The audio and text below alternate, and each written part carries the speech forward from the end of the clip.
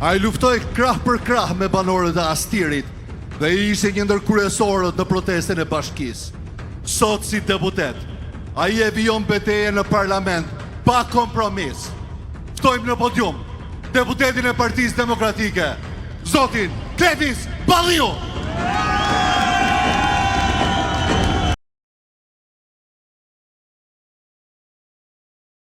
Qëndrestar, herojt Shqipërisë, misionarët luftës kundër narkoshtetit. Të nderuar miq, sot më shumë se kur, bandat në pushtet fshihen si struci. Sot më shumë se kur, janë në garë, kush t'ia fus njëri tjetrit.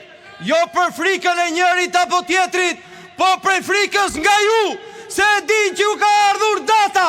Ju ja kallni datën.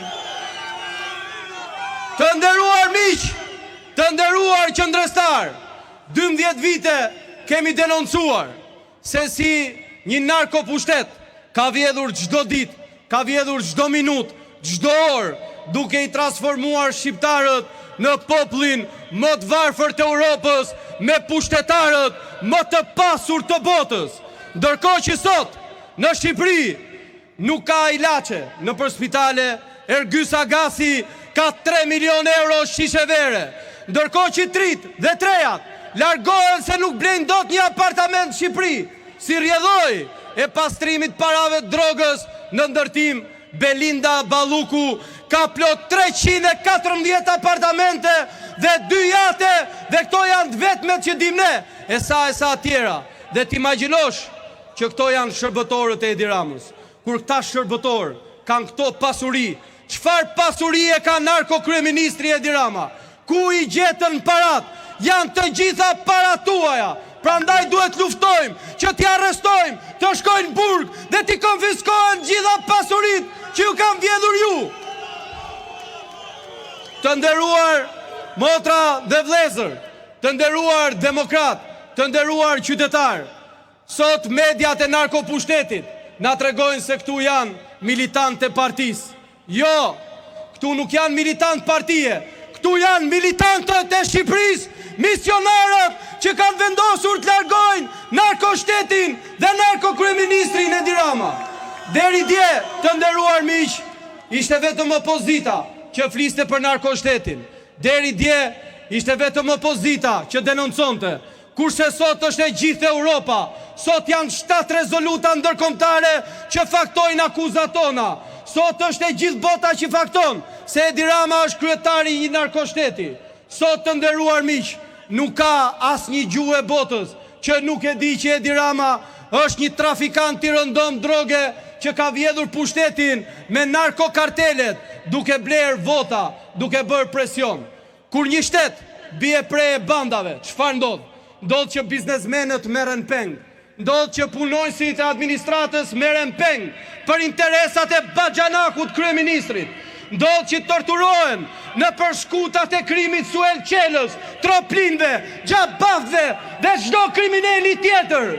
Dhe sot, nga ky podium, do u themi që njësoj siç kemi bërë me kriminalët, kur kemi qenë pushtet, që i gjetëm në skutat ku ishim shehur, nga Aldo Bare te kushdo tjetër, të gjitha bandat do kenë të njëjtin fat, nuk do kenë vrim kur të fshihen, do të arrestohen dhe do të shkojnë burgu ku meritojnë. Ndaj sot, të nderuar miq, më shumë se kur është e nevojshme qëndresa. Kjo që nis sot nuk është thjesht një protest. Kjo që nis sot nuk është një miting. Kjo është piknisja e një misioni pa kthim. Kjo është piknisja e një revolte pa kthim. Kjo është piknisja e fitores të Shqipërisë dhe të shtimit narkoshtetit. Sot më shumë se kur jam krenar që jam një nga ju. Sot më shumë se kur jam krenar që jam pjesë e Partisë Demokratike.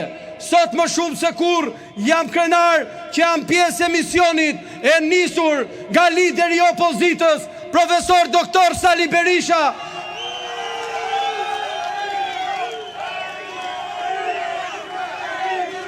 i cili jo vetëm denoncoi për herë të parë narkoshtetin, por i bëri ballë që në 2017 vazhdon t'i bëj ballë sot dhe bashkë me ju do të korrim fitoren e nevojshme për vendin ton, për kombin ton. Ndaj sot, të nderuar miq, le t'i japim fjalës njëri tjetrit që kjo nuk mund të mbyllet kurrë me një protestë. Kjo mbyllet vetëm me largimin e Edi Ramës, qeverinë teknike, zgjedhje të lira dhe ndershme, arrestimin e narkoshtetit dhe narkotrafikantëve në pushtet. Zoti e bekov Shqipërinë, Zoti i bekov shqiptarët.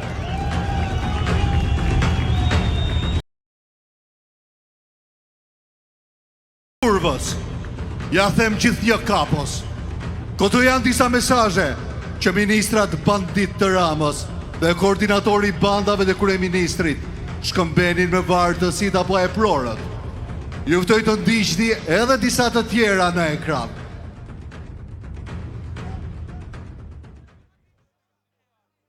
Siç mund të shohim, është biseda e Belinda Ballukut me Evis Berberin.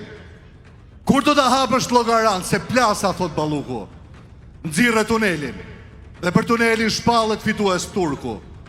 Evis Berberi i thot, i pari me të dytin 10 milion euro diferencë, super fare.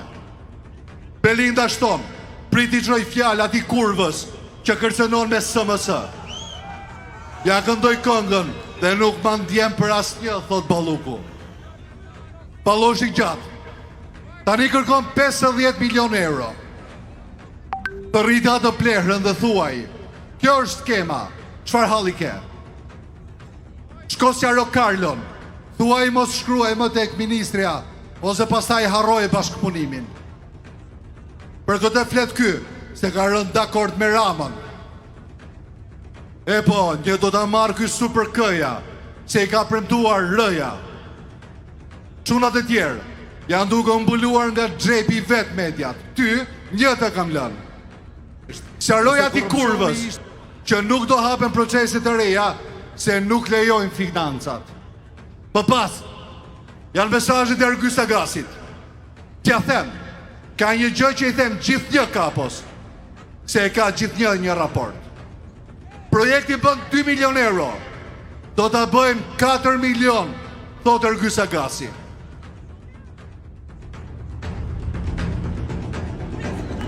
I riu që vjen tani studion në Itali, në Universitetin Bocconi. Mund ta njihni si aktivist i cili gjatë viteve të gjimnazit ishte në ballë të përpjekjeve rinore për një Shqipëri më të drejtë për bashkëmoshatarët e tij. Ftoj në podium të riun Laert Vasili.